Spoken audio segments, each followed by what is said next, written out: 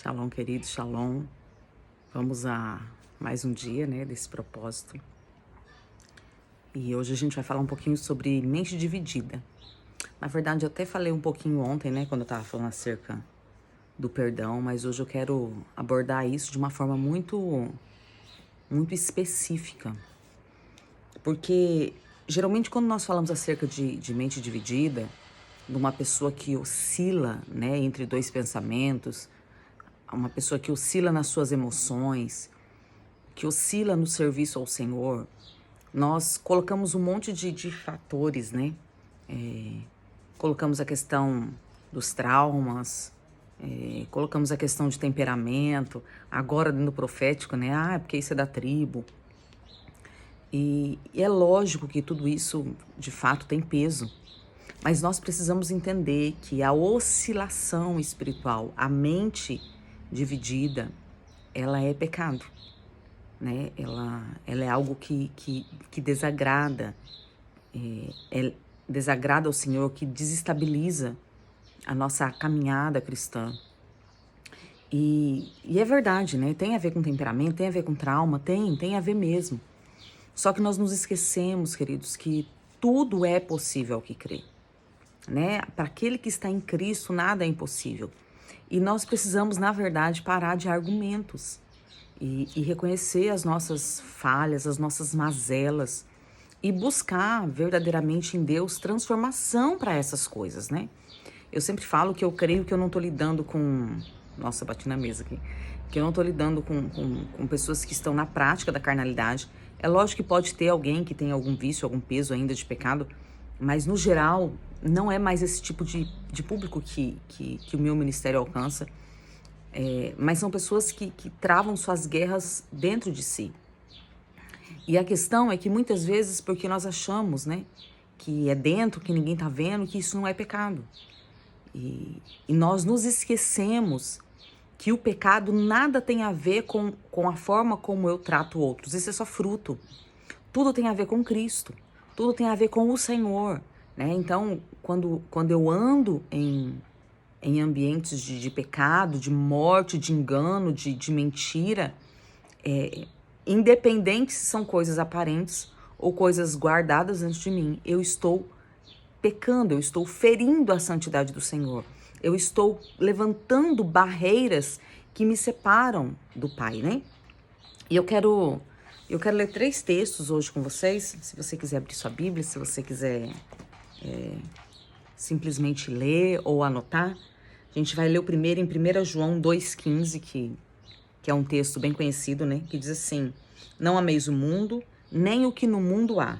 Se alguém ama o mundo, o amor do Pai não está nele. Então, aqui já deixa bem claro o nível de separação. Não ame o mundo.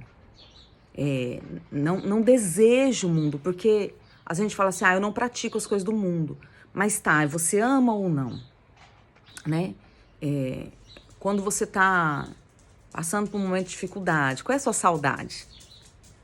Qual é o lugar que você quer correr? Né? O povo do Egito queria correr para cebolas do Egito, né? Tem pessoas que ainda pensam na música, na sofrência, na cerveja, na bebida, no sexo, na promiscuidade. Então, aqui não está dizendo não pratique as coisas do mundo. Está dizendo não ame, está falando acerca de sentimentos. Não ame o mundo. Não ame o que está lá. Não ame os prazeres da carne. Não ame os prazeres desse século. Não ame o mundo. E nem nada do que há no mundo.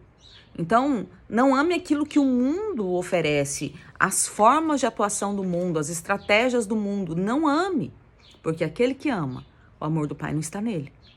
Então, é algo que eu preciso analisar, né? Tá, eu não estou praticando, mas eu amo. Não, nossa, eu sinto a saudade da roda de amigo, da bebida. Eu estou falando isso como um exemplo, porque eu particularmente nunca bebi, mas eu sinto saudade disso. Eu sinto saudade das festas, do mundanismo, eu sinto saudade. Eu já escutei de cristãos falando, não, eu não vou porque eu sei que não agrada a Deus, mas se dependesse de mim eu estaria lá. Então o que a gente pensa é que a santidade está em não ir. Mas, na verdade, o que o Senhor está nos alertando nesse dia, né? não ame. Não tenha uma mente dividida, amando a Cristo, a igreja, o mover, o movimento, os princípios, mas também amando o mundo. Né? Não ame, porque se você amar, o meu amor não está em você. Esse amor que você sente é demoníaco, é carnal, é maligno, mas não é o meu amor. Né? O meu amor, a minha essência, porque a essência de Deus é amor. Foi por amor, né, que Ele nos resgatou, que Ele nos comprou. Essa é a maior essência. Foi por amor que Ele nos perdoou. É por amor que Ele nos convence, que o Espírito nos convence do pecado, da justiça e do juízo. É por amor, toda a base, né? Coríntios fala sobre isso, que tudo vai passar, né? Mas o amor vai permanecer. Então, se eu amo as coisas que estão no mundo, o amor de Deus, o amor, a base do Pai, a essência do Pai, não está em mim. Outro texto que eu quero ler com vocês é Mateus 6, versículo 24. Todos eles são textos bem conhecidos. Diz assim: ninguém pode servir a dois senhores, porque ou vai amar a um ou vai odiar o outro. E é lógico que esse texto aqui está deixando muito claro acerca das riquezas, está falando muito claro acerca de Mamon, mas eu quero trazer esse princípio para a mente dividida. Não tem como o meu coração está dividido no amor. Eu amo o Senhor, mas eu também amo os meus sentimentos. Eu amo o Senhor, mas eu também amo o mundo. Eu amo o Senhor, mas eu ainda tenho alianças com outros deuses. E agora eu não estou falando de imagens de escultura. Eu estou falando de deuses que eu coloco no meu coração. Eu amo o Senhor, mas eu não quero abrir mão do meu sentimento. Eu não quero abrir mão da minha vontade. Eu não faço porque eu não estou com vontade. Querido, isso é coisa de criança. Né? Criança que você tem que obrigar a fazer o certo. A criança, você tem que brigar com ela para ela tomar banho. Você tem que brigar com ela para ela tomar remédio, né? Porque ela tá doente, mas ela não quer tomar remédio. A minha filha mais velha, quando ia tomar remédio, éramos em 3 para segurar. Eu, meu pai e minha mãe. Né? Um segurava e segurava os braços, né? E prendia as pernas. O outro segurava a cabeça e o outro tampava o nariz e tacava o remédio na boca. Porque não tomava. Então, é criança que faz birra. O adulto, o remédio é ruim, mas ele toma. Por quê? Porque ele não faz movido pelas suas emoções. Ele faz movido pelo sentimento da maturidade. Eu faço aquilo que tem que ser feito.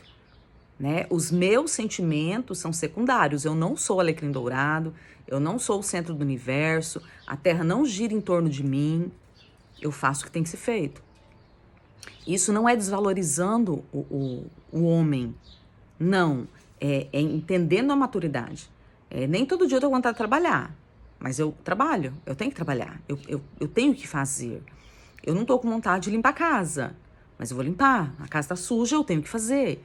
Então, o maduro, ele faz o que é necessário fazer. E aqui tá dizendo, né, não ame, não ame dois senhores, porque ou você vai agradar um e vai aborrecer o outro. Então, ou você ama o Senhor, ou você ama as suas emoções. Ou você ama o Senhor, ou você ama o mundo. Ou você ama o Senhor, ou você ama as suas vontades. Porque para amar o Senhor implica em tudo, queridos. Não implica, o Senhor não nos quer pela metade. Implica em dar tudo, em ser tudo para Ele. E o último texto que eu quero ler com vocês, tá lá em Tiago. Tiago, capítulo 1, versículo 8, que diz assim: o homem de coração dobre é inconstante em todos os seus caminhos. O homem que tem a mente dividida, ele é inconstante. E, queridos, que geração inconstante? Eu sou de um tempo, né, e eu acredito que muitos que me acompanham aqui é desse mesmo tempo, aonde era raro um desviado. A gente chocava quando tinha um desviado. Nós temos um grupo de WhatsApp chamado Amigo Mais Chegado que o Irmão, acho.